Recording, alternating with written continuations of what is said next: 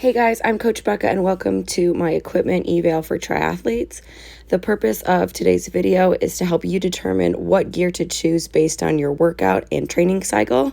And we're going to dive right into it, starting with the wetsuit. So you'll see in the following videos me swimming a couple 50s with a wetsuit, core shorts, pull buoy, and no gear in a 25-yard pool at race pace effort. Here's the gear I used, and we're gonna go in that order. So first is the wetsuit. All right. So the main things I'm looking at here, especially from the front, is my catch, my pull, and my kick. Now some of you might be asking, why are you swimming in a pool with a wetsuit on? And the main thing is because I don't have access to open water right now, and swimming with a wetsuit, as you're gonna be able to see, is different than swimming with just a swimsuit in the pool. The main being my shoulders feel a lot more restricted than when I'm swimming with just body weight in the pool. So here you can really see from the side my tendency to overkick and my late catch when I breathe.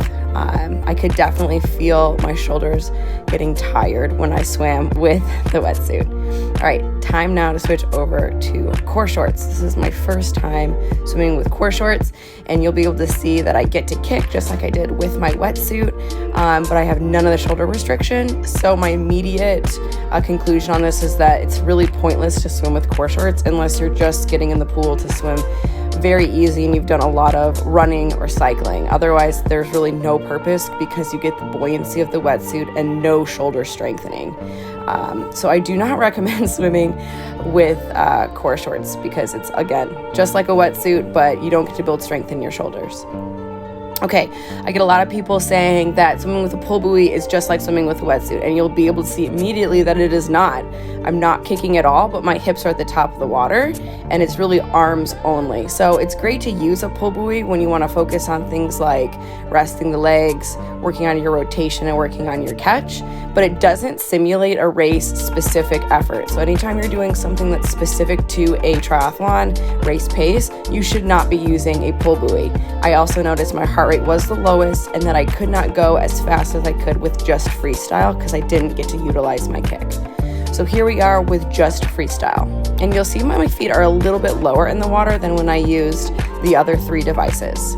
This definitely got my heart rate up the highest, and I was faster than with the pull buoy, but a little bit slower than when I wore my wetsuit. Okay, you'll notice that my feet are right up at the top of the water still though, so I have a pretty good body position, but I still do have a tendency to overkick on the left, and I have a late catch, which I'm working on. So here's a side-by-side comparison of me with my swimsuit and just my wetsuit. Okay, quick note, always wash your gear thoroughly to prevent chlorine damage. So I did this with both my core shorts and my wetsuit. All right, so let's review. Quick summary. Wetsuit, swim with your wetsuit if you've got a wetsuit legal race coming up. If you don't have access to open water, swim in the pool. Just be sure to rinse everything off. Core shorts are good for recovery swimming only because you get the flotation legs off, but you don't get any of the shoulder restriction, so it's not good for race-specific efforts. Pull buoy does not simulate wetsuit swimming. However, it can be a good tool to use when you want to focus on something like your catch and your pull or your rotation while resting the legs. And lastly, swimming freestyle is the best way to see where your stroke breaks down, especially if you're going to be swimming non-wetsuit races. Thanks for following along, and I hope this was beneficial for you.